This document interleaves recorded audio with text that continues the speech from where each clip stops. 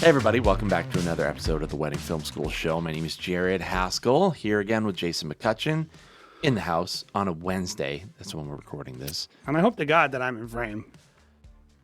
We'll see. We'll see. But regardless, You look okay. yeah, I should be okay. Yeah. We're here. We just got back from Miami Beach last week. We made a lot of content for a luxury wedding symposium / gala. Similar to Engage, I would say, in scope and in the type of content. And so we thought, hey, we're going to talk today about how we put our team together. We made a lot of content on the fly, so we were done with all our core content that you can go look on our Instagram on Huxley _film, and you can look at it, or RSVP, and look at the content. And that was all done within 2 hours of every single event concluding. Mm-hmm. And so basically, we wanted to talk about how we put our team together, how we organized it, and maybe some tips or ideas that might work for your business. Yeah. So a little bit of context about the businesses Jay and I run. We do run what I would consider a real wedding film studio, where we have staff members, we have contractors that also come and help us out. Everyone has kind of a different role. We have people that edit, we have people that shoot. So we're running, I would say, like a full operation. A large amount of collaborators. Surrounding this trip to Miami, it was a 4-day trip for us. We had 2 wedding weekends, which were our busiest of the year. Collectively, between a period of 10 days, we had 25 weddings that we shot. If you stretch it to 3 weeks, it was even more. Right.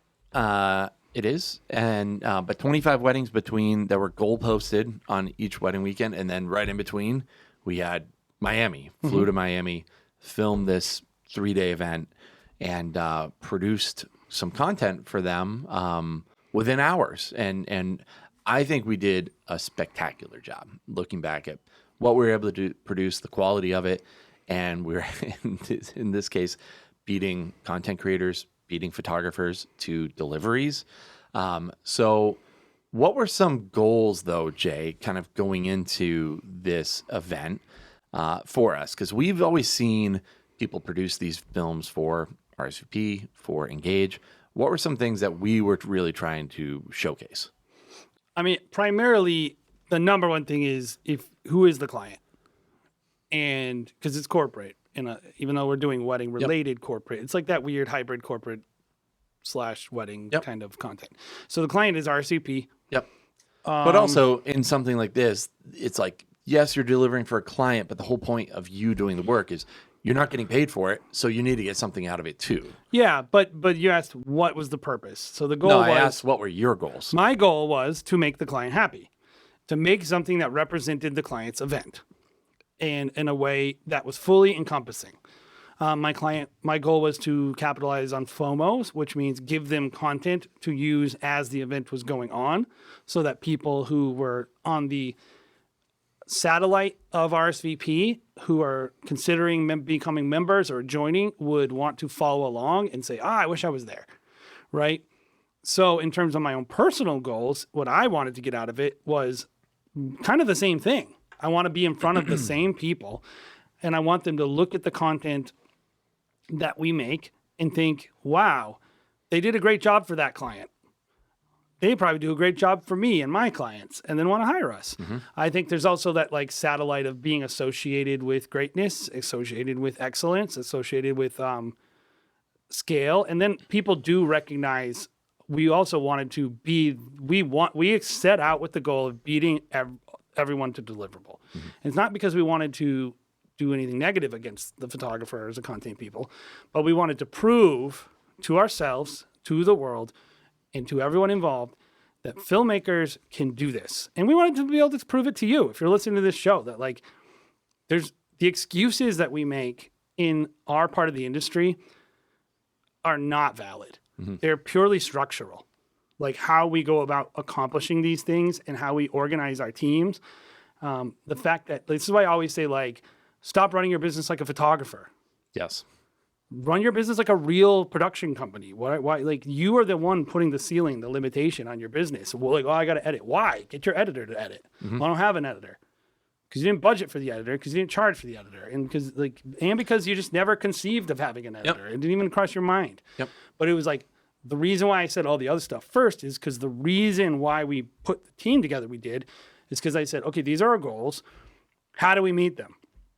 It's definitely, and I ain't staying up till 2 a.m. to do this stuff.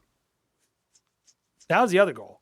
We're going to bed. We're getting up in the morning and we're working because I want to work 8 hours, or I want to get up 8, start shooting at 8 and be done at midnight and actually do a good job. Like, if I'm working 16 hours, you shouldn't be working 20 hours a day. Like, you're not going to do a good job. Something that I think wedding filmmakers struggle with is the team aspect. Like, something that people always tell us is like, that's cool that you guys do that, but I could never do something like that. I could never operate a team, as a company. But it also oftentimes translates to events like this, where it's like, you have to be more of like the producer director. If you're the main guy, it's less about what you're able to shoot. I'm not saying you can't shoot. It's less about what you're able to edit, but you have to put people in play to get the most out of them. Someone needs to shoot it. Someone needs to do it who's good, sure. But but it can't always be you. That's the point. It can't always be you can't be two places at once. Yep. And oftentimes I think people try to do too much at these events. At least that's what I'm told from people who have shot them. It's like, man, I've been up for 48 hours straight. And I'm like, why? On our part, like, we did invest in this. We did. It was an investment. It was a marketing tool for us. We paid our team, sure. We paid our team. We paid for their flights. We provided some, accommodations and food stipend, that kind of stuff. But it was something that we definitely invested in. But we knew what it was going to take to be able to produce something like that. No, and that's the thing. That's the whole point of this podcast is, so, if you are planning on doing something like this, it doesn't necessarily have to be an event for Engage or RSVP or whatever it might be, that you will hopefully use this as a resource on how to build your team to be able to produce a big multi-day event like this and produce something pretty quickly. And maybe it's just interesting to you. So if it's just interesting, like to you. So why don't we talk about some of the challenges and the schedule a little bit? Try to be specific. So when RSVP got a hold of us, it was kind of vague what they wanted, but it was kind of similar. We kind of can make assumptions because we could look at what they previously had from other filmmakers. And, I think the standard is pretty much like some kind of montage edit of each scheduled time.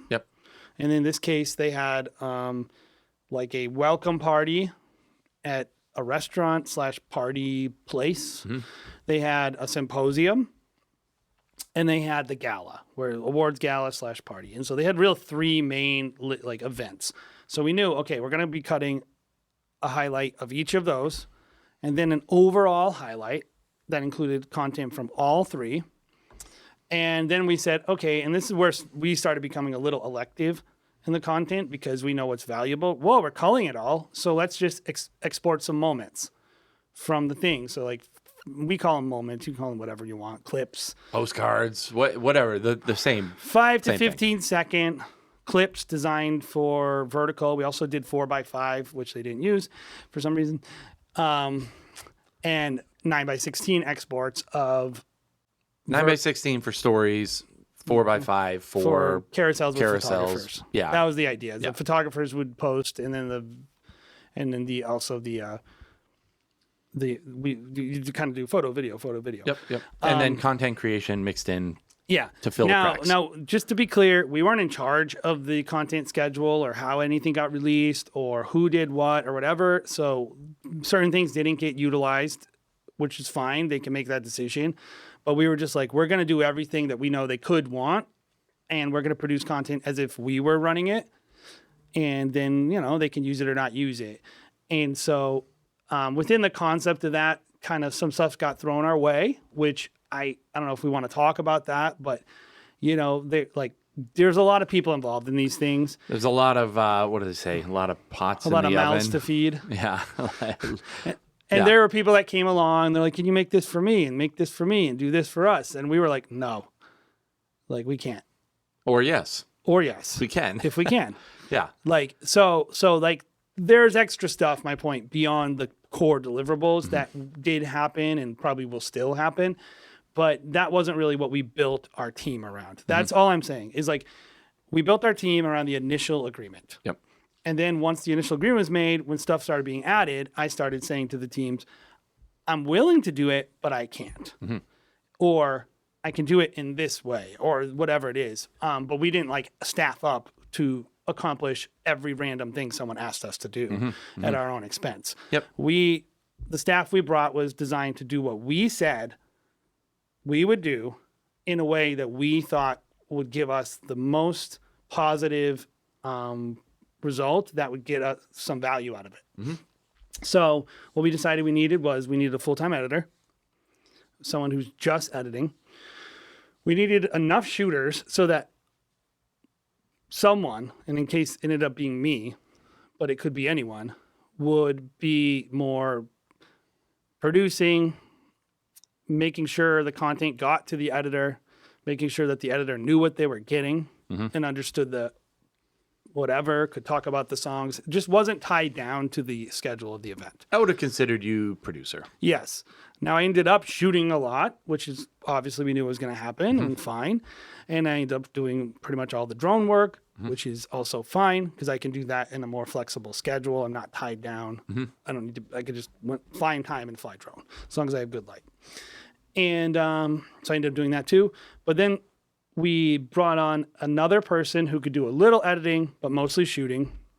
And then we had you and Dominique who were doing only shooting. So the team was 5 people, 2 people dedicated to shooting. One person, I'd say 80% shooting, but did a little bit of, they did the stories. Yep. Or not the, they did like the clips. Yep. They just picked the clips. And then Kyle did all the actual editing.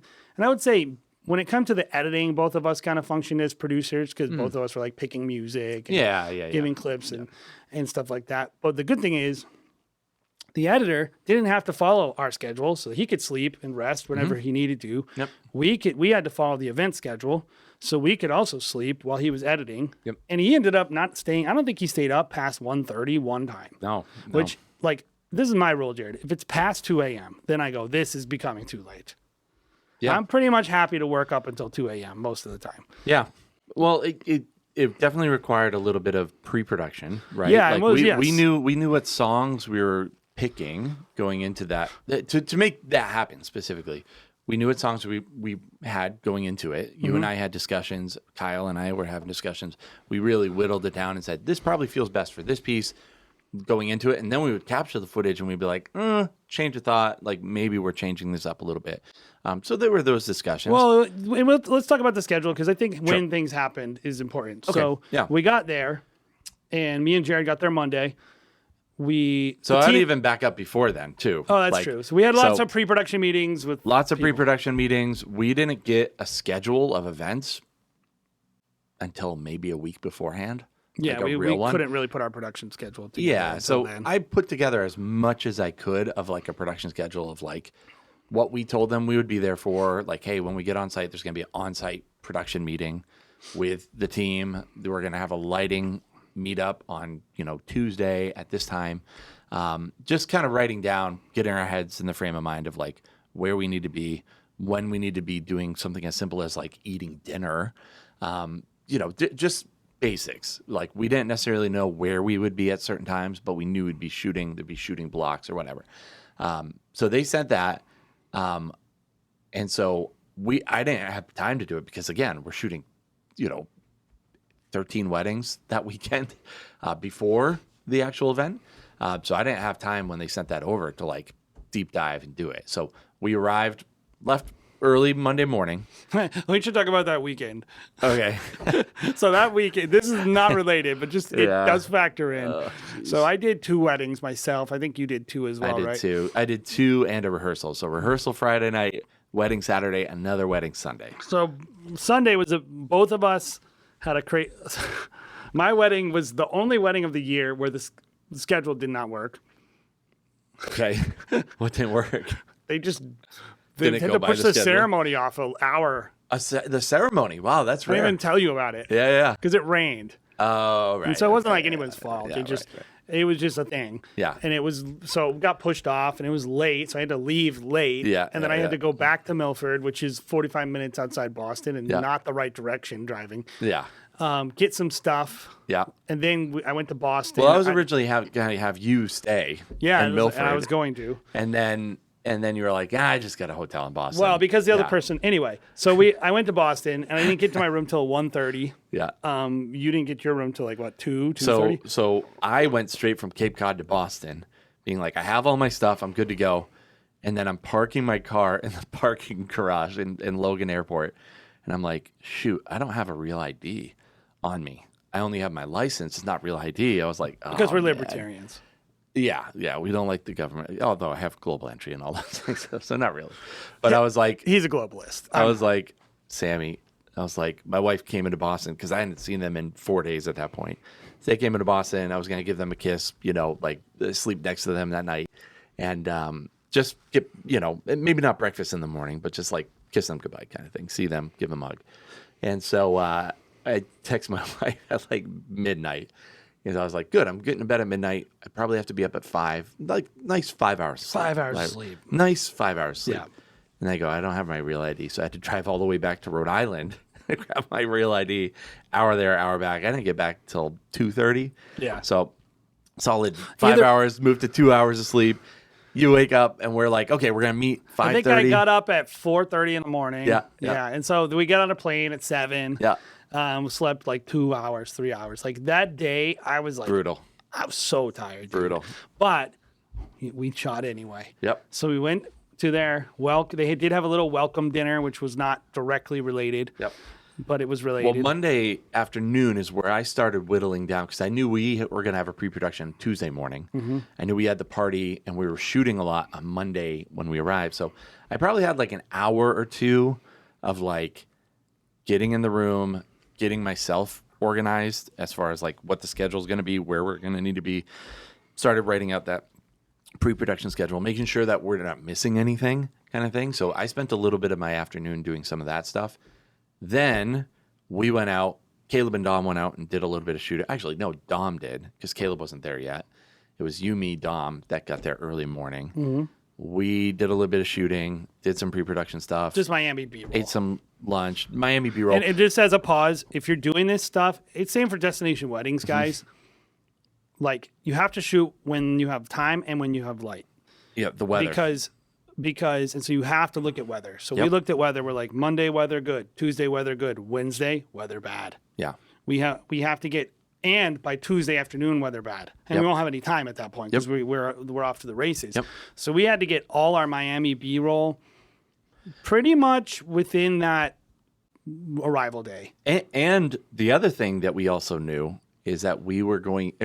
We weren't asked to do this, but we were like, this would be really cool. It would be, gold star on our, vest. Was we want to produce the B-roll for the screens for the symposium. Yes. So we were like, we need to shoot a lot of B-roll. And, we're talking just like cool Miami Beach type of B-roll, like blue waters, palm trees, the red and white umbrellas of Fiena, the hotel. The hotel, yeah. We want to showcase some of those things to make people feel like they're there. And then we could be like, hey, it's more high touch, it's more custom. Yeah. And we're like, no one's done that before. That's cool to do. And so we knew we'd have to film those.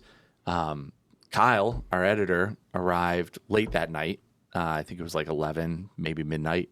So we had all these assets by the time he arrived to just go in, do a little bit of editing. I said hi to him.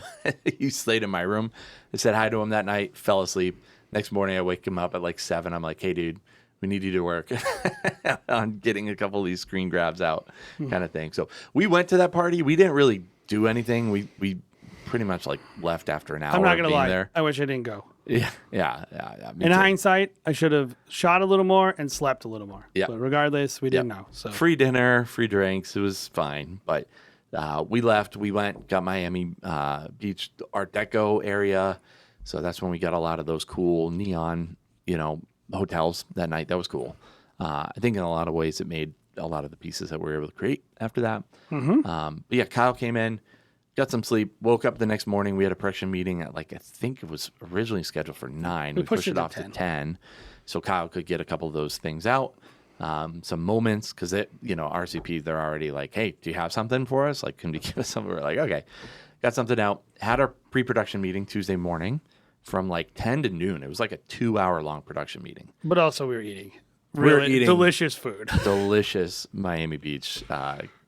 Let's just talk about that. Was I wrong? Miami Beach has great food. It's a great food town, for sure. It's delicious. For sure. They do a good job, for sure. And Miami Beach is actually where we went for breakfast those morning at Casa Faena.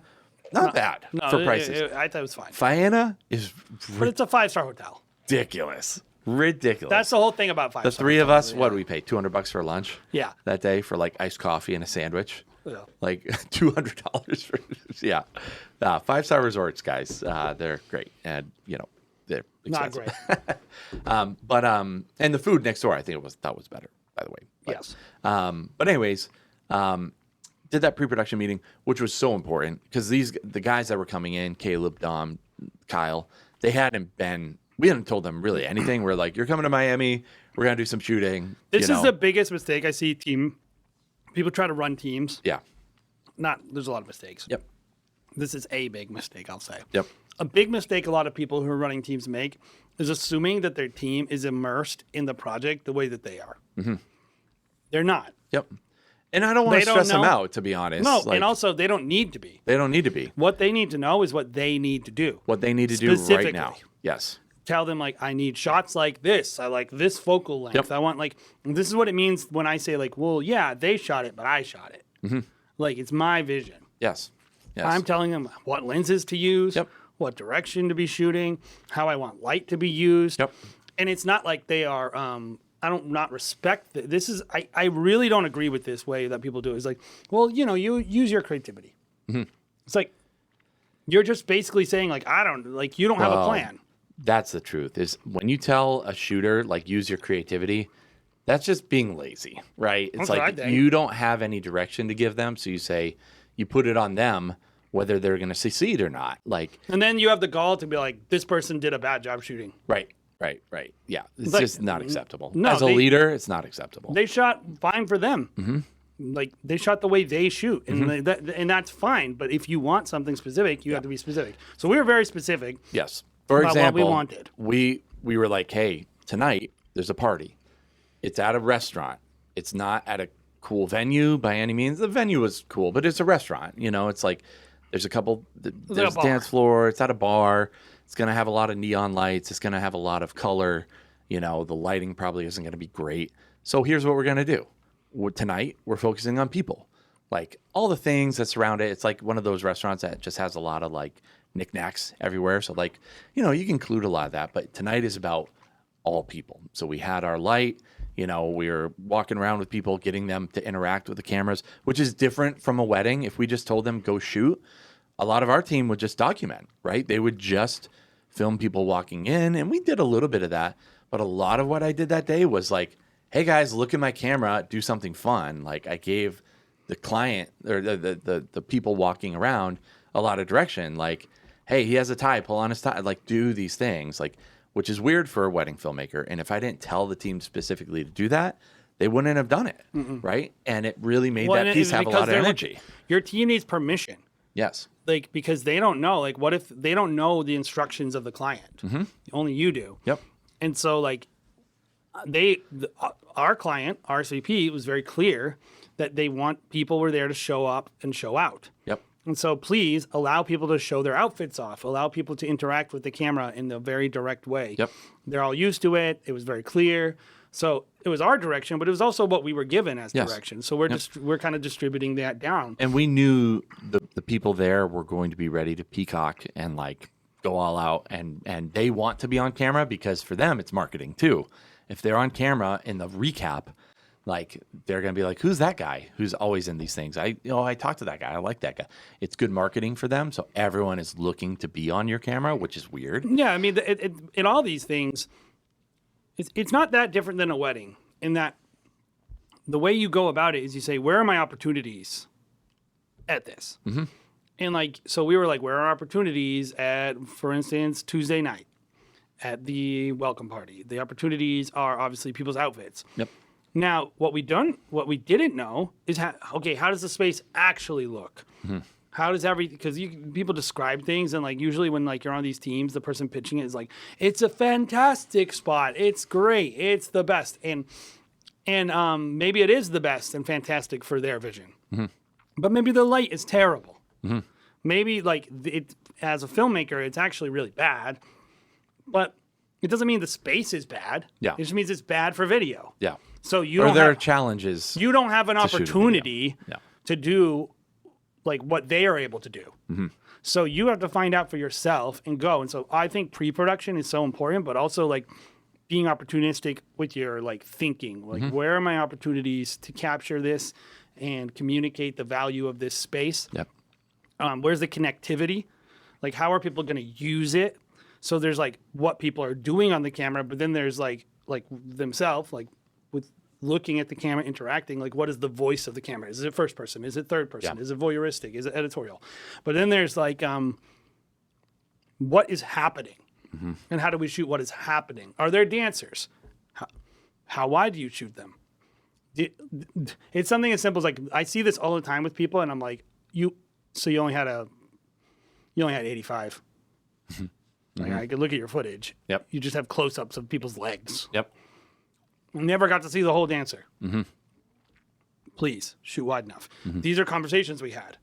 Hey, it's a small space. I went and looked at it. We're going to have to shoot it with this lens. We're going to have to do this. Oh, the dance is probably happening here. And we have walkies. We're pivoting the whole time. Yeah. Yeah. The walkie-talkies made so much sense. It was so great that we got those. And we haven't done that before. I know a lot of people out there are using walkie-talkies We don't use for them at weddings. weddings. Usually at weddings we're not. Although I really liked them, man. I would for maybe certain weddings. for Huxley Film now. Maybe. Yeah. But they were instrumental because we could just be like, hey, I have the 85. Is someone getting them on a 24, head to toe shot? So that was helpful. And then the other element to filming that night that we haven't said is like Kyle came with his editing bay and he's in the back ingesting and also already working on the footage. He's like there while we're filming. I think we got there at like he came 8 to o'clock. Yeah, he came to he was within walking distance at every single night. Yeah. Yep. Because that was part of the thing. It's funny because, like, forgive me if this is not interesting for a podcast, but maybe it is. Like, there are challenges in production that are just not thought about because they're not the fun part, but they are the most important part. And the most important part of editing is having footage. If you don't have footage to edit, you can't edit it. Yeah. And yet everyone ignores how long it takes to ingest footage. Yeah. Right. And that people need to keep shooting. So you need enough media so that there are no breaks. So you can't have it where people go to the editing station, hand him the media, and then their camera, it's, what do I always say? Uptime. I need maximum uptime on all my shooters. Yep. Their focus is shooting. They have to always be shooting. They should never leave the event. My focus is making sure that they never have to leave the event. So we made sure that we had a plan. And the way we chose to do it, because I'm not a dual card guy. I don't care about dual cards. It's not useful. It doesn't matter. So, like... People will be horrified. They always are horrified. And I always tell them, like, I have the most data. And you never had a problem. It isn't a problem. So you just have a hypothetical problem, and I have real world experience. I always think it's so funny, like, because I'll be on sales calls with the bride. Total side quest here, but I'll have these calls, and brides will go, "Do you have dual card slots in your camera?" I'm like, "Who did you talk to ask you that dumb question?" Because like they're using it as a selling point. Oh well, my camera has dual card slots. Always have dual record. Always have dual record. I go. We've shot over 2,000 weddings, and I have not once. Well, and also the reason we actually did dual record, and the reason we stopped is that the write speeds can't always keep up, and then the cards don't match. Yeah, there's actually a problem with dual card. If you actually capture the wrong card out of the wrong. In our experience, it's been worse doing dual card recording anyway, at the same time. So good. So what we chose to do, and it was funny because like I was explaining to the team, and people weren't understanding what I meant. And it's fine because I didn't care. I knew I understood. And so at the end of the day, I was like, just do it like this. Trust me, it'll be fine. Yep. I'm going to just come up to you and take one of your cards. And they're like, well, and I'm like, no, you hit record. It'll just keep rolling on the other card. No worries. And so what we did is we started the day with, each day we started with 2 cards. Obviously, we're writing on card slot 1. After a certain time, when I felt like, I didn't even put it on the schedule because it was I'm just trying to pay attention to what's happening. Because the thing about these things is no matter what they say is going to be happening, it doesn't happen. It happens, it's just like a wedding. Yep. It's not anyone did anything wrong. It's just hundreds of people trying to go somewhere. And you just got to be flexible. And so I would go and I would find a good time where I felt like, A, we were not going to have too much footage to capture so he could get moving. And B, the shooter had a few seconds to take a break. Yep. So I went around and would collect everyone's card 1. He'd start ingesting. They'd keep shooting on card 2. After ingest was done, which, guys, takes like 45 minutes to an hour to capture. We were shooting at one point on 8 cards and 2 audio devices plus drone. So like up to 11 cards at a time that we were capturing. Most of the time it's probably closer to 6, but pieces of media. And so I'd collect them all, do the ingest. Once the ingest was over, I'd go collect them again. So I wasn't there because I was out on the floor. Like, what are you using for ingest there? Are you using like a 4-card slot? I'll or 6? Or like, what's your gear look like there? It's I think it's called Cinedoc but it might not be called that. That was another one maybe. Yeah. It's a 4-bay dock made by Blackjet. That is a Thunderbolt dock, which has, people are like, hey, you don't need Thunderbolt. Thunderbolt's USB-C, has the same transfer speeds. True, buddy. Not the same bandwidth. So the more cards you try to capture, the slower it gets. So I needed to make sure it's Thunderbolt. So I have high bandwidth, big pipeline, right? Multiple actions, not fast actions, but multiple processes. Yep. So what are you doing for your hard drive there too? Like what's we that? We actually built a new RAID for it. For the event? Yeah, we built an 8 terabyte Thunderbolt SSD. Okay. By the way, normally I would capture that kind of content, not on an SSD, but it just, from a packing standpoint, it didn't make sense. But SSDs have issues with ingest because SSDs are more susceptible to heat throttling. They get hot fast, and then they slow performance down to keep them from burning. Right. So it didn't seem to be an issue, but normally I would do it on just 3.5-inch drives, spinning drives, because they just are more rock steady. Their performance is more steady. Yep. Wasn't an issue though; it was fine. Yep. But we built a 8 terabyte OWC 4-bay Thunder Bay Mini. With 2 terabyte SSDs in it. Reformatted it because we had them as a set as 4 terabytes for like daily editing. Yep. And I was like, I need more. Yeah. And I did the math, and I was like, this is going to be at least 5 terabytes of footage. So. Yep. Because we had, like you said, 8 cameras that we brought down, 2 gimbals. Like we had cameras that were specifically like handheld cameras that were going to be specifically just for capturing event because we knew the next day we were didn't even talk about the gear. I Symposium. guess we should say that we had 2 S12s by Lumix. And didn't we have 4? 4 S12s by Lumix. 2 gimbals. It doesn't matter what, but they were DJI RS4 and RS3 Pros. A Mavic 4 Pro. We brought a Mini 4 Pro that we did not use, but in case we needed it for small spaces, didn't need it. Yep. So whatever. And then we had 1 terabyte CFast Express B cards, and then a bunch of 256 V60 cards. Yep.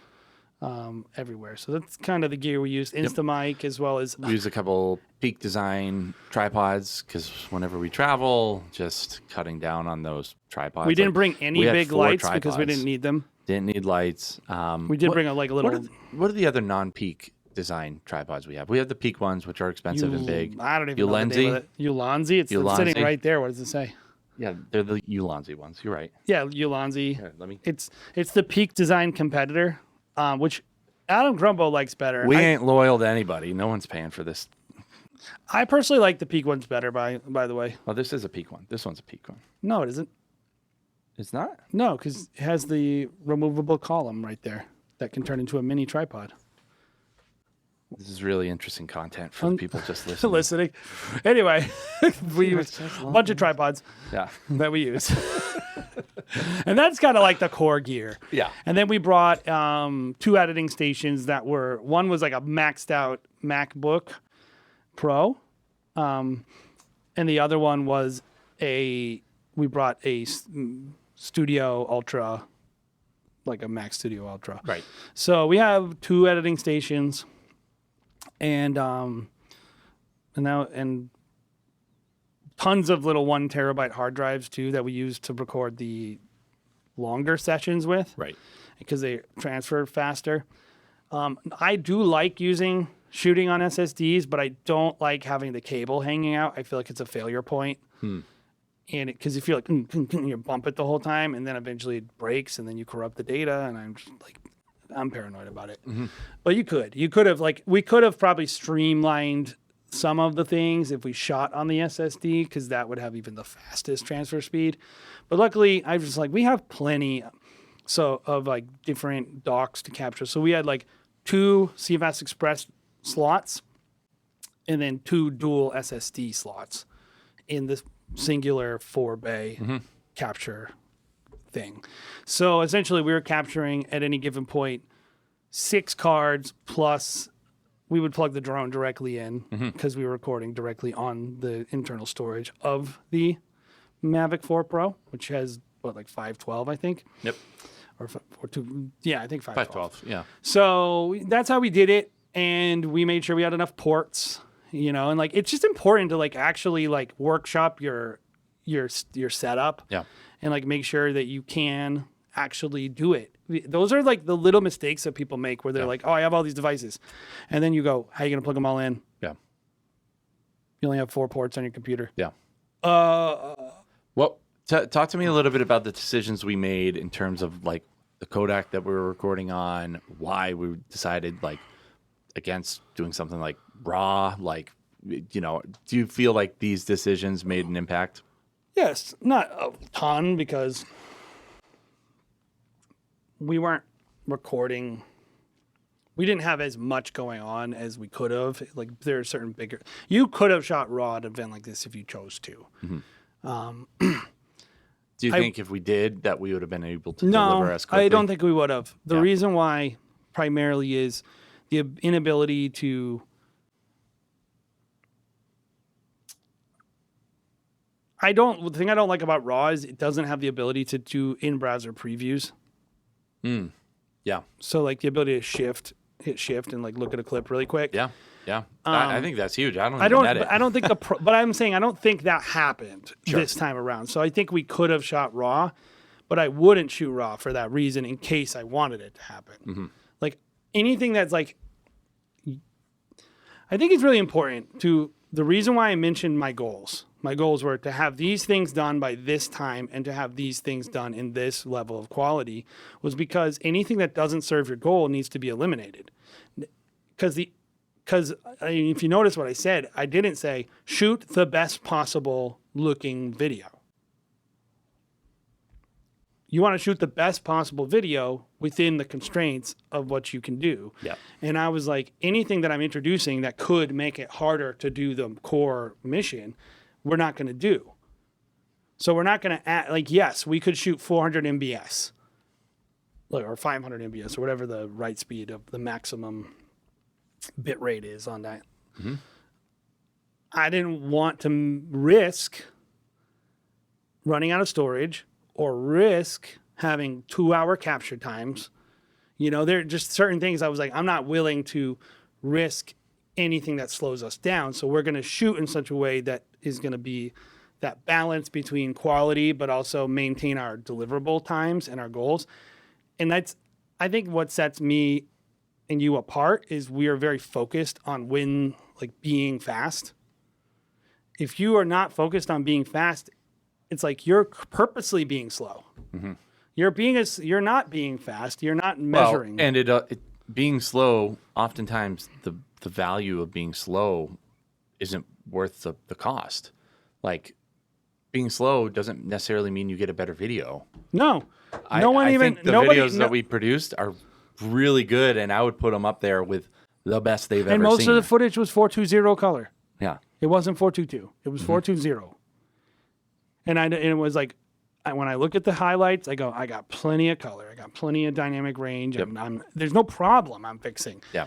Now, I could make it a little better, but that's not the same as I'm fixing a problem. That means I'm doing something that I know is better, but no one else will discern. And like, Right. you have to like go with. And how many videographers have watched the video and been like, you guys' color was great. Yeah. It looks amazing. The It's just, discernible differences between things, like the humility needed to actually say, you know what? I got to be honest. I really can't tell the difference. yeah. Yeah. Like, yeah, if you force me to pixel peep, I can tell the difference. Sure. And if there's maybe you make a decision on a slower deliverable like a wedding to do it in 4:2. Like that's a decision that you can or make. if I'm doing commercial, I'm definitely shooting raw. It's just trade-off. Yeah, of course. It's the less cameras I have, the more hardcore I'm going to be about that stuff. If I do a talking head interview, we jack it up. Yep. Like, so it's just like, you're the professional. You're supposed to know the difference. Yep. So Well, most wedding filmmakers will be like, well, I can't have anything but the best. that is a Right? foolish mentality. Yeah. Like, that's what I'm saying is like, that know is when to make those kind of decisions. what the best thing for us with our company was the fact that we were the fastest and that we worked really hard. Yes. If our color was 3% nicer, the people who we're trying to impress would not be more impressed. Now, maybe They would you, be impressed by having it a day before all the other content. that is what being impressed delivered. people. That's So the most impressive thing. anything that hurts me from getting my goal of, and like, it's not better to not care if people are impressed by you. That's the worst mentality. I get so, There's no point in doing an event like this there's no point in even unless existing. you're trying to impress people. You're supposed to be trying to show people your value at all times. Otherwise, what is the point of you? It's like, Yep. oh, I'm capturing, like people go like, I'm capturing the memories. It's like, yeah, okay, that's a value. You're flexing your value in that way. But you should be thinking, how could I impress these people?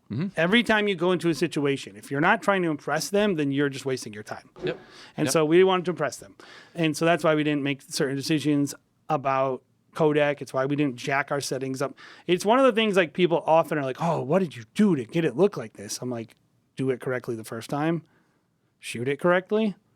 Like, and they're like, oh, I can't get my colors. I don't have the latitude in my grading. And I'm like, let me see your raw footage. Yeah, because it looks bad. You exposed wrong. You exposed it wrong. Your white balance is wrong. You don't have a lighting concept. You didn't use good light. You didn't go into it good light. You don't like. That's maybe experience a little bit. Like It we is know, experience, but we know with our cameras we have to boost it up to be like a +1. But the on but the thing exposure. that Like, people do, Jared, is they do find hacks around not doing it correctly, like they'll like photographers. I was talking to a photographer the other day. They're like, oh, look at this image, and I'm like, that's really, we're joking. So we're and I'm like, I could never shoot like that. It's totally blown out right. on the face, and I'm like, they don't even know that they're just costing themselves time. Because they don't care. They're just going and take the raw file and fix it. Yep. Don't shoot like that, filmmaker. Don't shoot like a photographer. Yeah. Shoot it right the first time, and be accountable to shoot it right. And I will say that's a really big thing. Every single piece of footage didn't hardly need any adjustments in post. Yeah. And that's a credit to how good our shooters are. Yes. Like Caleb, Dom, me, you. It's honestly, if I was going to go shoot a Jonas wedding. No, just use our team. I wouldn't hire any of you listening to this. No, because not only do I know that our team is very, very good, comparable. Like I would send them to film with Sculpting with Time, Alex Douglas. Every single person on our team can do that level of shooting. But also there's a synergy.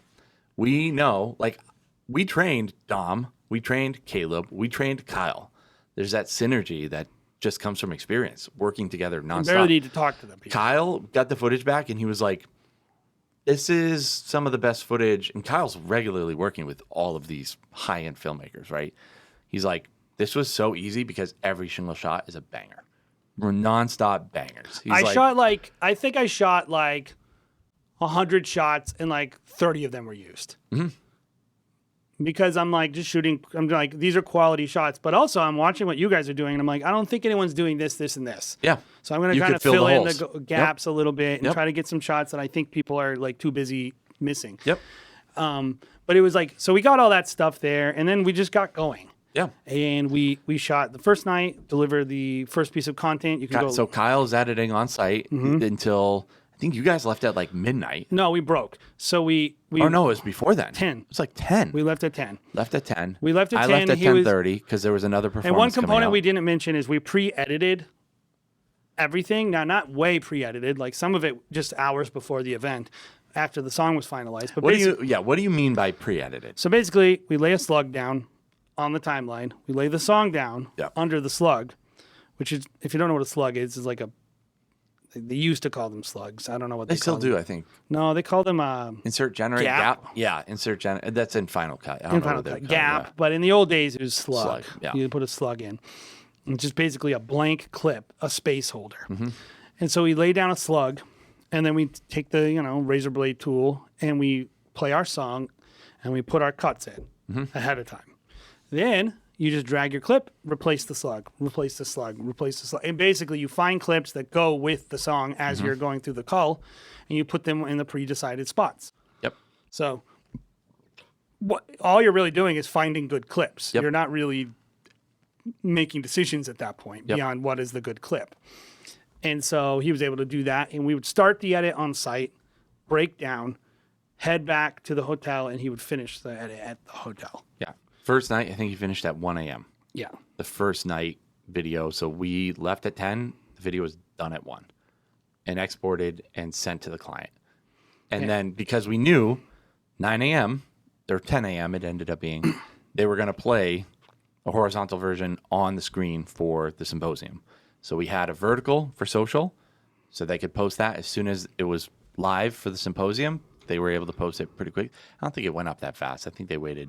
No, they didn't release it till 1. Yeah. But they played the video for the opening of the symposium at 10. Yep. For the audience. Yep. And I tell you what, when it went on, people were like, already? This was just last night. We ended this party at midnight. You don't think the people in that room who might hire us weren't like, wow. Yeah. They were. Now, I haven't got a job out of it yet. So we take all of this with a grain of salt. We'll do another episode of Did it work? But this is our goals. Yeah. So we did our goals. So they played that, did the symposium. We did linear coverage of the symposium. Mm-hmm. I had to sit during the symposium and write lines down. Yep. As people were talking, because I knew we wanted to grab a couple clips for future edits. Yep. So, like, you have to do these things on the fly, guys. You can't be doing them. Like, if you want to be fast, you can't be doing them like during, like, you listen to it and then you go, what is my big pet peeve? It's like doing things twice, right, Jared? Oh, yeah. I'm like, why? You're going to ignore it when the person's talking, then go back to the edit bay and make the editor listen to it. Yep. I don't want the editor to listen you to want any the editor editing and just cranking it out. I want to say to him, here are the 5 spots. Here's the time codes. Mm-hmm. So I sat with the camera, looked at the time codes, wrote it all down, and he said this, and it wasn't like to the second. It was like around 15:30. Yep. He said this line around, you know, whatever. And but that's the role. That's what's great about having a role of producer for something like this, because a shooter isn't thinking like the glue between shooting and editing, right? A producer would. Yes. They're like, I'm producing this video. Kyle is editing it and putting it together and making it mix and match really well, but I'm the one deciding what the ingredients are here. And we have to decide that on the fly. We're cooking, you know? I don't know what those people are going to say. Yeah. And like actually a bunch of them weren't very quotable. Right. They were not the types of talks, so we couldn't use them. Yeah. But then I also had to say, make sure, this person came on stage, and like, make sure you show all this person on the and the thing, because the editor doesn't know. They're just going, what looks good, and like, there's a lot of politics on these things, which the editor doesn't know. Yep. So at that point, you know, we actually had a nice little break. after lunch. I think we all took Had like lunch. a 2-3 hour break. It ended at 3. We didn't have to be over there until 5. Dom shot a little bit in between, but that's where we got to sit in our room, sit on the beds, lay down, talk about music for the film that we wanted to produce that night. And by that time, Kyle was done with the afternoon piece. He had wrapped it up. I think he wrapped it up by like 1 Yeah. or 2. Yeah, it was pretty much like, Because it was a 4-hour symposium. yeah. So it is important, guys, to front load your B-roll. Like front roll your B-roll and then be very specific about the A-roll. And so we front rolled in the shooting / import process all the sexy shots. Empty room, we made the people open the curtain and we shot a bunch of cool shots of that. People walking in, kind of the beginning of the thing. At that point, when he did the second round of ingest, which was after lunch, which we took the footage during lunch. So I took the footage during lunch, and there was more shot, but we didn't necessarily need to include it. We're just shooting. At that point, I had enough, and that's the thing. You got to know when you have enough. I knew I'm like, I have enough right now for him to do the whole edit, with the exception of the afternoon speakers. So we got no B-roll from the afternoon in that video. So basically, after lunch, he was editing the piece and just wait. And I said, hey, I just keep 6 slots open for these 6 people to appear in the video. Because there's 6 more people that are appearing on the stage. You have to show them. You have to show them. Other than that, cut it. Yep. We're not going to be like, whoa, what if we get a cool shot? No. We're closing the door on it. Yeah. We're moving on. Yep. And so we did that. We moved on. I don't think we added anything but the extra. We're done. We're done. We're done. We just need these 6 shots. Yep. So, we have to shoot them. Yep. And Delivered it to them, and they posted it by like 5 or 6. And you stop shooting. You walk over. You do like the I was going over to where the gala was. You're doing site visit over there. I'm making sure things are lined up. Caleb is just doing the out. stories. He's editing. The only people that were shooting from like 1 o'clock to 3 o'clock were me and Dominic. Yeah. You got every other person was out of that part of the event because we didn't need it. Yep. We didn't need the coverage. Yep. At that point, we were just doing a very utilitarian job. And I was shooting some stuff we didn't even end up needing or using really, which is just like behind the scenes stuff. Which we might use later. Maybe we could use it later, but it's like kind of useless. But also we were able to cover a symposium, edit, and also be covering a totally different building. Like where in the forum, in the Fiena Forum, it was like next door. That's where the gala happened Wednesday night. So we took that nice little break and we were like, all right, let's get some. Oh, we didn't get dinner. We didn't eat. Yeah. That was the one thing which I messed up on. But I also just made assumptions that there would just be food sitting there. Somewhere. Yeah. And there was not. Yeah. So they ordered some pizza, which was very nice of them. Yeah. We told them they asked us, they're like, would you guys want to sit in the gala? And I was like, I don't see how we could sit in on the gala because it's just going to be. This is not our priority. We didn't come here to sit in the gala. Yeah, I didn't come to enjoy it. We did enjoy it too, and I did enjoy it. But the main priority was shooting. So it was like, I'm not gonna sit down and like try to enjoy this while the rest of my team is working. Like I have to work. Like so we got there. We did set up all of our cameras. It's kind of this weird. Well, actually, we didn't set up our cameras. We set them up. Set up our tripods. In a hall, though. But we knew what our blocking was going to be. Yes, we did our set up our blocking. We did our blocking. Yeah. And we also did our schedule of when. So, like, you go do your blocking, and also you have to go through and actually plan movement. Yeah. Because the way the night was going to work out was we needed time to do detail shots. There was going to be a cocktail hour, which is an hour on a separate floor. People were going to walk up into the forum that looks like the Roman, what do they call it? Giant round room. Yeah. Like a big amphitheater almost. And then once we got to that room, we knew there was going to be a 26-person band. There was a center stage, which the awards were going to happen, as well as there was going to be some single performers as well, a singer, saxophonist, a violinist who was shredded, was amazing. And it's all while dinner is being served and, kind of typical wedding stuff. There's a couple bars, whatever. But we knew there was going to be kind of entertainment. And then after all of that, they transfer into a dance floor room. They open up a huge curtain. Yeah, there's 3 spaces. 20-foot curtain. 3 and, total spaces. It's technically 4 because there's an entrance. Yes. There's a cocktail hour space, which is a totally different floor, totally different space. There's the big gala space. Yep. And then there's the dance club space they made. And to mix in more complication into how many things are going on, you got to remember, like, it's Miami Beach, and outside is like 100% humidity going to like 0% humidity air-conditioned room. So every time you go outside, this is something we don't deal with as much in New England. As soon as you go outside, your cameras just go. You have to wait for at least 3 you have minutes. to wipe them down 4 times. Like, that's not something we're used to. So we were actually like, keep this gimbal outside, keep this handheld outside. That's why I'm so happy that the S1s overheat. Yeah. keep the sensor warm. Yeah, exactly. But yeah, it was complicated. But we were prepared. We knew the It was situations. very complicated, but it actually was very easy. Well, when you have the right team and you have a good game plan, it was very easy. We knew exactly what was going to be happening. Yep. Some of the things that they said were going to happen didn't happen. Right. Like, they had this whole thing there, like the band was like playing in the middle. It was supposed to be like this concept of like what happens at the party after the party, where the band is just sitting at a table, like, we're having so much fun eating. And then we decided to play music. Yeah. And so it was fun. They played this music, but they were supposed to like stand up and lead everyone into the gala. Yeah.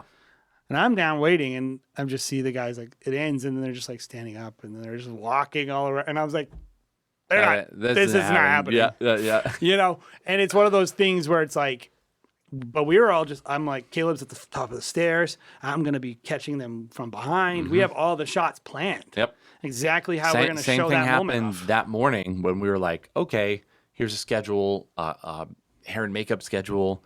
They wanted us to capture X, Y, and Z of like people getting in the makeup chair, talking to the camera. And then we're like, okay, here's our window to shoot this when we have time to do it. And we got there, we're like, there's no one in this room.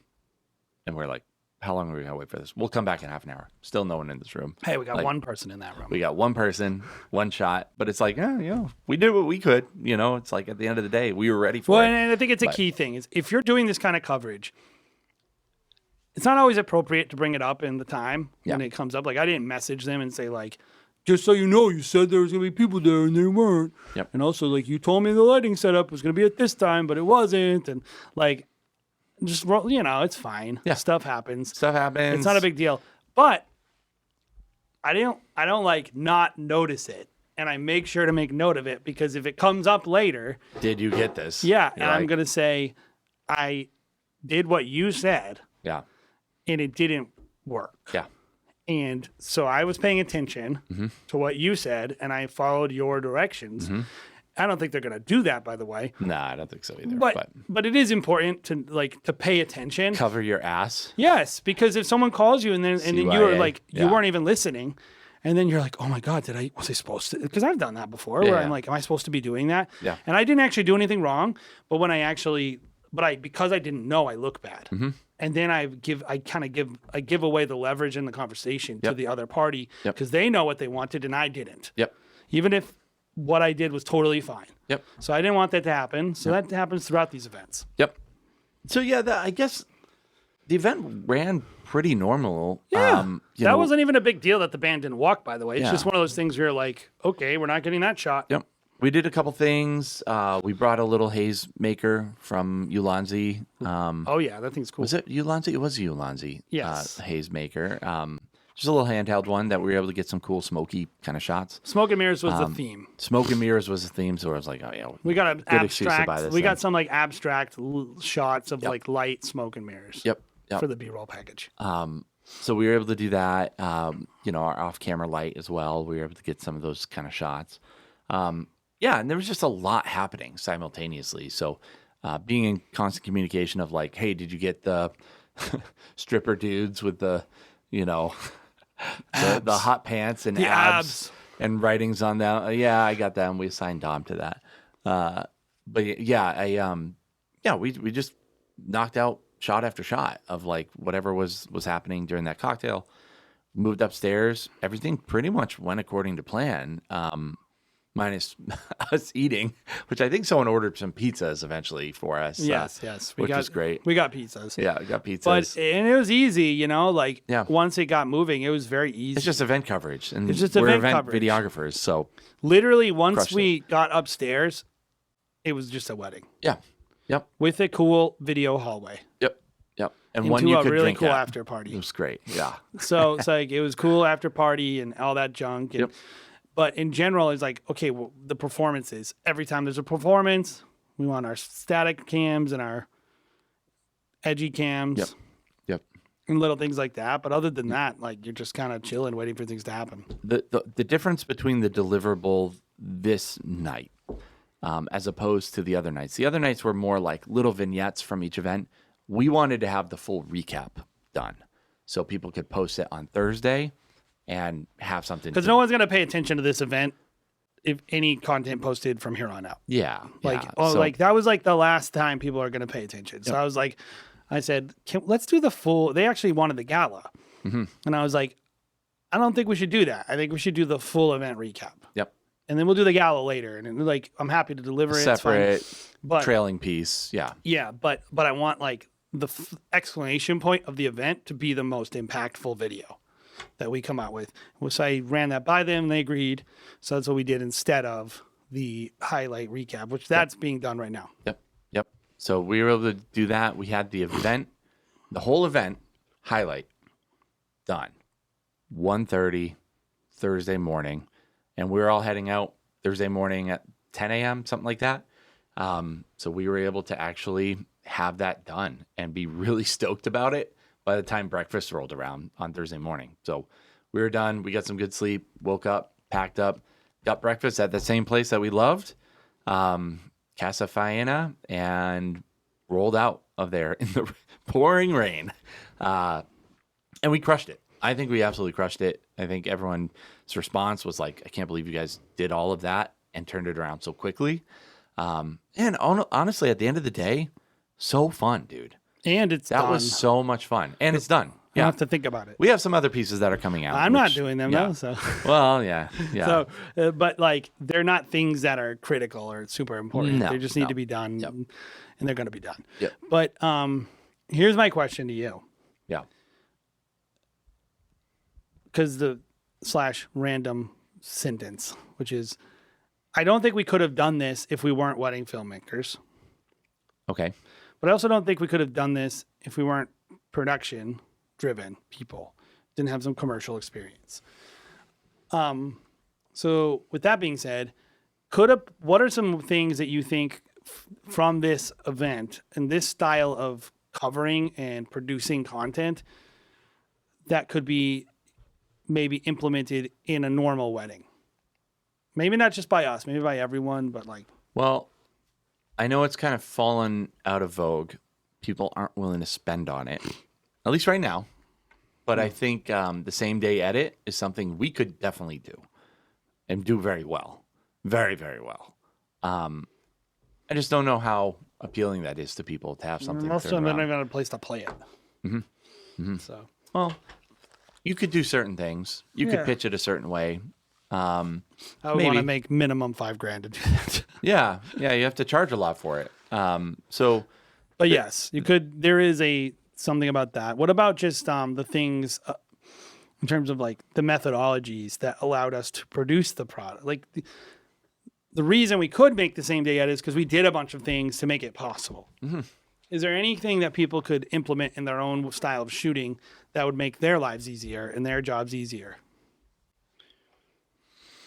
I think the thing I'm kind of undervaluing of the whole thing was just how experienced our team was. There's a lot of unsaid things that we didn't even have to say to them to be like, make sure you're doing X, Y, and Z. We just knew that they naturally do it. So it's hard to say. I would say you always have to go in with a good game plan. Make sure everyone knows what they're doing, what their responsibilities are. I think most Even if you're working filmmakers by are doing yourself, that. though. Even if you're working Sure. by yourself. Sure. I would say focusing on the event more so than the people you're shooting is a thing that people can do better. Sure. Because like the people I'm shooting, like I shot a beautiful wedding on Saturday that was very nice. The portraits, I don't plan for portraits. No. I don't plan for that stuff. I just go with the flow. Yeah, and you say that, but also we'll say, what are we doing for sunset portraits? Yeah, that's not planning to me though. If I'm on site, Yeah, that's the most planning we'll do is make sure, hey, during the good light, are we going out? I'm or are on we site not going already, out? so I'm just kind of like. And if they tell you no, then you can say, well, I think we should. That's the most planning we'll ever do. Yeah, I would I don't say- even know what else you could do. What else are people doing? I That's think planning for portraits. like going and doing like A scout mission. it's not so much that they are actually planning, because you're right. There's not much they could do. It's what are you thinking about that keeps you from planning. And when they show up at a space, they're thinking like, where would be a good place to do portraits? Yeah. Where would be a good place to do portraits? I think there's a overemphasis on portraits in just wedding films in general. I talk about it all the time and probably make it seem like I don't care about portraits. That's not the case. I do care, but I'm always logistically thinking about where we're going to be, who's going to transport our gear into certain places, what cameras are going to be set up. Because like I could just literally roll out of bed and shoot a portrait session. Give me a handheld camera. That's all I need. Maybe I'll bring a gimbal alongside Portrait work, me. this is my hot take. Portrait work is the least skilled work we do all day. Yeah. Yeah.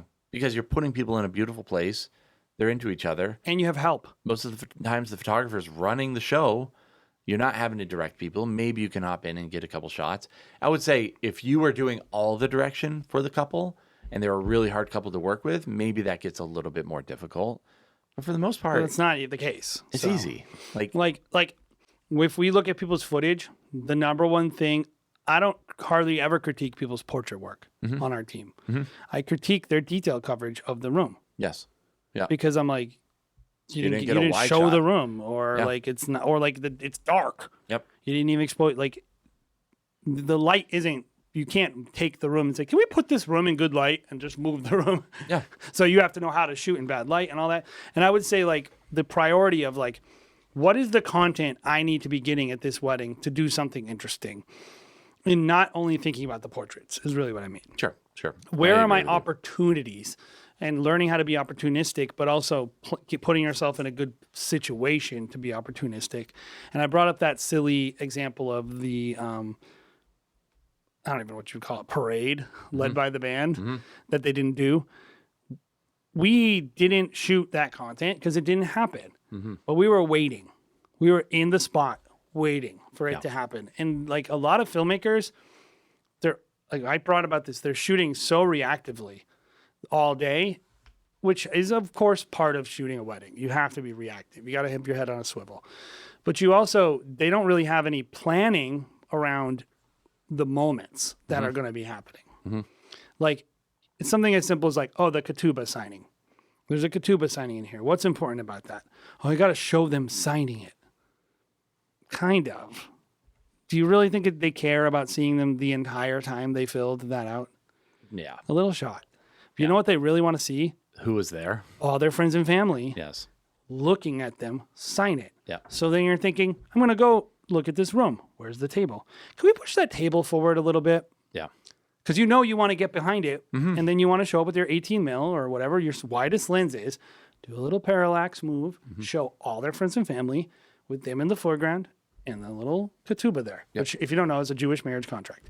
So that's a small, stupid example, but like if you bring that to the table when you shoot a wedding and you think about like controlling the environment, not controlling the people, and having an idea of what you're trying to get that isn't just posing people. This kind of goes along with what you're saying is something that we've always kind of talked about when we're doing Huxley films together is like, where are our iconic shots?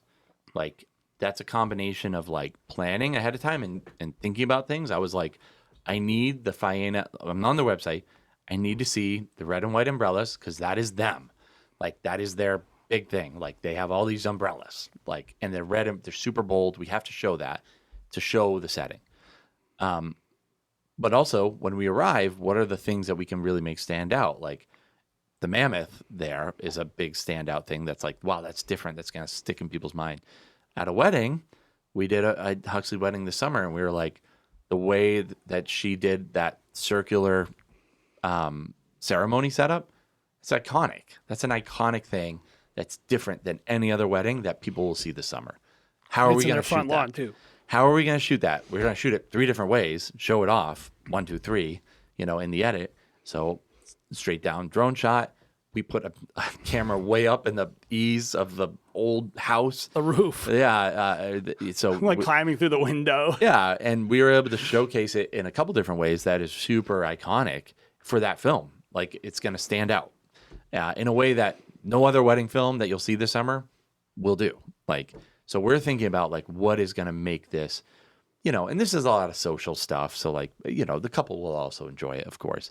But we're thinking about if you saw it flash in front of your screen, if a planner saw it, it would stand out and be like, those Huxley guys, they get iconic moments. That's my goal for creating those kind of social, content. So yeah, I would say that's what I'm thinking about going into an event like this, and also going into weddings is where on the schedule are we going to need an iconic but also shot? Can I do it in an organic way? That's the real skill. Sure. So they had this mirror at that wedding.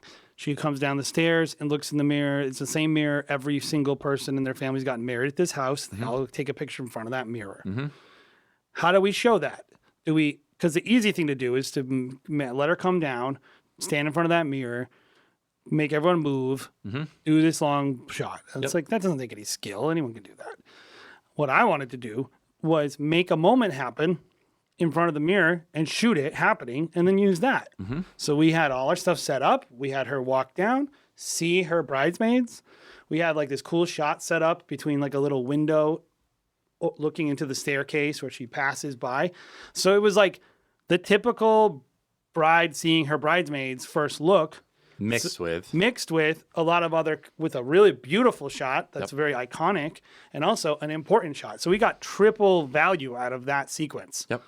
All because we planned. You're just thinking like a director. Yes. At that point. So people want to call themselves filmmakers. I mean, that is what wedding filmmaking is. Trying to line up all these things and also making sure the client's on board. She didn't even know, though. Win. That's the best part, is she didn't know that she was participating in anything. Mm-hmm. She was doing the thing she wanted to do, which is go walk down the stairs and see her friends. Yep.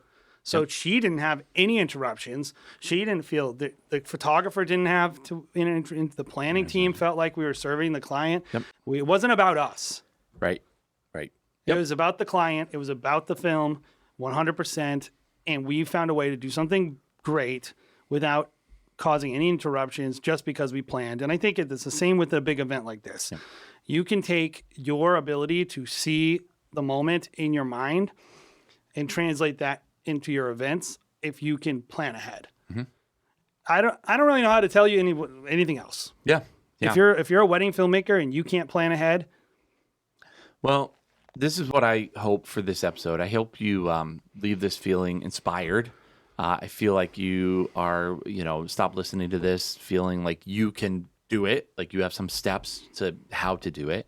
But also just motivated, man. I hope there are other wedding filmmakers that are thinking the same way we are, because my goal for our industry abroad is for us to be asked to do a lot of events like this and get paid for them. We, like you said, have a super unique skill, and we're event filmmakers. That doesn't just mean we're doing weddings. I want to be able to do big events like this. I want to be able to do red carpet events. You kind of get into the world of live production at that point, which is oftentimes television, live events, which I have a background in. And it's a modge podge of both. But I think we are super uniquely skilled to be able to do an event like this and be that fast and get creative shots and think on our feet. And so, I would hope that the world would have more of this type of work for us to do, because I love it, man. I love that pressure, and I love feeling like we're really good at it. Hey, I got offered a job at Ritz-Carlton already. Oh, down in Miami as Beach. A videographer? Yeah. That's funny. Down in Miami Beach. So, man. But it's hotels, hospitality. Yeah. There's actually a lot of opportunities for us. I think one other thing to add on to what you said, what I would hope all of us would do is we need to raise the standard. Yes. We as a industry category, we talk about content creators a lot. And I think people think that we're criticizing them. And what we're really doing is criticizing you, wedding filmmakers. We are saying, why did you let this happen? Why did you let this vulnerability happen? Yes. Because you held on to this belief that you were so special and you wouldn't work with anyone and you wouldn't collaborate and you wouldn't do things quickly. And you refused to play ball and you refused to be helpful to planners. And you said it's only about the couple and it's only about this, and it's only about that. You basically created a market opportunity for someone who is like willing to just do what someone's asking them to do. Right. The argument against what you're saying is, well, you have to have work-life balance. And if you're a single shooter doing all of this, you don't want to have to wake up on Sunday and produce something for the couple that you just shot on Saturday, because you need a Sunday to rest, right? And I just don't buy it, man. Like, it's just not helping anybody by you taking days off. Like, you can do whatever you want at the end of the day. Yeah, it's none of my saying, business. don't be surprised if content creators start eating your lunch. Well, and also, don't be mad when people listen to this podcast, decide they agree with us, and start eating your lunch too. Right. Because, and don't be mad when I eat your lunch. Because the market is going to dictate what is valuable to It's not up to you. Like, for too long, videographers have earned a rightful reputation of being slow, ugly, a-holes. Yeah. And I say ugly, like, you show up underdressed, you show up looking like a scrub, like, and this harms not only you, it harms me too, man. Because people come to me and they're like, well, you're just a videographer, you do this. And I'm like, no. Think about the other Like, we're videographers. totally different. So one of the, You make it easy for us, but if you know. RSVP is listening to this, I already said this to their face, which is there's a bunch of filmmakers from every single vendor team there. Unneeded. Yeah. First of all. Getting in our shots relentlessly. Second of all, they dressed like crap. Yes. And it annoyed me. And I said that to RSVP. I said, here's what bothers me about these people. I came here to show off to your people that you want me at your events. And that guy is wearing crap clothes and he looks bad. And they don't know the difference between me and that guy. Mm-hmm. And I'm annoyed about that for me. But I also know across the world, wedding filmmakers are doing that to me. Mm-hmm. Yep. Like, people don't know the difference between you and another person. And if all of us just don't conduct our, like, photographers don't do this. Mm-hmm. I don't ever walk to a wedding and see a photographer poorly dressed. Even if it's the planner's photographer that they brought, that person isn't even going to be dressed professionally. Yes. And they're not going to walk around with like a long stick with a 360 camera and like waving in front of people's faces and whatever. Right. They're going to act like a wedding person. Yep. And like the amount of times people in our industry that are doing video just act in ways that is just not the way this is not what we do. Mm-hmm. Why are you doing this? This is not what we do. Why are you standing 3 foot in front of a couple with the gimbal? Well, it is because it's what they do. I know. So it's just like, if you take anything out of this podcast, it's like, guys, we have to be, if we want to exist in 10 years, we have to be better. We have to set a much higher standard across the board of like being professional, being really good, being able to work with other people, being easy. Yeah, just being easy to work with across the board. Like, we need to raise that standard and better if we want to exist. Like, we are relying on you guys, like, frankly. So be better for sure. Yes. But also you can do it. These you are can not do it. Like, it's actually not impossible. Take it seriously. Like, I would say the people that view wedding videography as like a stepping stone into like doing commercial work, like, I would just ask, don't make us look bad, guys. Like, there are people like Jay and myself and thousands of other people that do this as a career. And, you know, if you just think it's, you know, you're too good for it or something, like, just leave, dude. You don't need to be a part of this industry. Please leave. Like, is what I would say. Like, you're just hurting us all. Yeah. But, and here's what I would say. Me and Jared are cognizant of that we represent you. yeah. Like, we did this for you. We did it for us, but we did it for you. Like, we did this because we said, we want wedding filmmakers to be perceived as, I honestly, quite frankly, don't think content creators should be at most things. And if they do, they should do a different type of content, because I think we're more well suited for it. And the only reason they got the gig is because we gave it to them. So I'd like that gig back. Yeah. I would like us to be delivering most of the content for every event that we shoot that is video. Yep. Unless it is a certain type of content that I would never shoot, and there is that type of content. Yep. The BTS content. of the bride doing things that are unflattering. And Yep. I think that's actually great to have multiple perspectives. What I don't like is that we're all doing the same thing. Yeah. It's ridiculous. Yep. Like, and the only reason that's happening is because that planner asked you for content and you kept giving them an attitude and they felt bad about it. And so they just went and got their own person. Mm-hmm. And that own person, guess what? They're cheap. Mm-hmm. And then at the wedding, everyone who's potentially going to hire you is looking at that person walking around with like a wife beater shirt. And they're looking at you and they're like, that video team's not poorly dressed. Mm-hmm. That's the end. Yep. That's it. Yep. Well, let's wrap this up. Guys, thank you for listening to another episode of the Wedding Film School Show. I think this one went long, huh? Only about 20. I knew it was going to take us a little yeah, hour and 20 instead of our normal hour. Good episode. Hopefully, if you're going into an event like this, it gives you some pointers to start with your own team. If you want to be able to connect with other wedding filmmakers, the Wedding Film School Facebook group is a great place to do that. Integrate with other wedding filmmakers, ask questions, buy gear. You can do that on the Facebook group. Also, check out Wedding Film School's 3 YouTube channels: Wedding Film School, The Wedding Film School Show, and Wedding Film 101, all with different purposes. Check out all 3 of those. If you have any questions for Jason and myself personally, go on to weddingfilm.school/AMA.